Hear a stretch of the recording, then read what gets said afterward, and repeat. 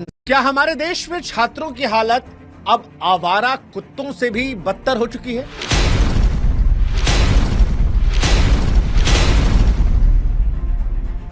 देखिए, हो सकता है कि पहली नजर में यह तुलना आपको बेईमानी लगे, लेकिन अगर इंसाफ के दृष्टिकोण से आप देखेंगे, अगर दर्द शिकायत के दृष्टिकोण से आप देखेंगे, तो जो सच हम कहने जा रहे हैं वो सच आपके कानों को चुभ सकता है। क्योंकि सच यही है कि हम उस देश में रहते हैं जहां पर आवारा कुत्तों को लेकर एक जब मुद्दा उठता है तो उसकी शिकायत अदालत में पहुंचने से लेकर उसके समाधान तक में सिर्फ 11 दिन लगता है, सिर्फ 11 दिन। लेकिन दूसरी तरफ हमारे देश के लाखों युवा, वो युवा जिन्हें हम राष्ट्र का भविष्य कहते हैं, जो अपने हक, अपने रोजगार, अपने सपनों के लिए एग्जाम से पहले सड़कों पर उतरकर प्रदर्शन कर रहे हैं, जिन्हें तैयारी करना था किताब कॉपी पेन लेकर, वो हाथ में तख्तियां लेकर अपनी शिकायतों को दोहरा रहे, इंसाफ मांग रहे हैं। उनकी 2 महीने बाद भी न सुनवाई होती है, न जवाबदेही होती है, बल्कि उन पर लाठियां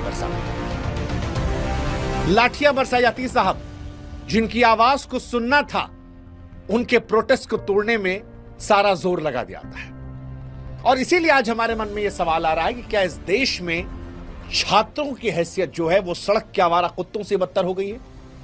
क्योंकि आवारा कुत्तों का मसला जो है वो सुप्रीम कोर्ट तक पहुंच जाता है, लोग सड़कों पर आते हैं, मोमबत्ती उठा लेते हैं, लेकिन उसी देश में शिक्षक से लेकर छात्र सड़कों पर पीटे जा रहे हैं, उन पर लाठियां चलाई जा रही हैं। वो लाठियां जो आज सिर्फ लकड़ी या लोहे की नहीं लगती, बल्कि लगता है एक डरपोक, लापरवाह, उदासीन सिस्टम की निशानी। ये उस व्यवस्था का प्रतीक लगती हैं जो युवाओं की पुकार को अनसुना करती है, जो उनके मेहनत, उनके संघर्ष, उनके हक को दरकिनार करती है। और आज इसीलिए हम ये सवाल पूछ रहे हैं कि क्या हमारा सिस्टम इतना ज्यादा कमजोर हो चुका है कि वो कुत्तों के दर्द को समझ लेता है, लेकिन देश के युवाओं की आवाज को सुनने की हिम्मत नहीं रखता?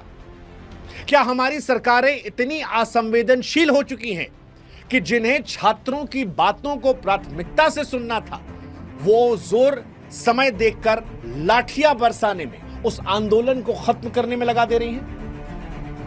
24 अगस्त 2025 दिल्ली के रामलीला मैदान पर हजारों एसएससी अभ्यर्थी और शिक्षक इकट्ठा हुए थे। और साहब, ये कोई विद्रोह नहीं था, कोई राजनीतिक प्रदर्शन नहीं था।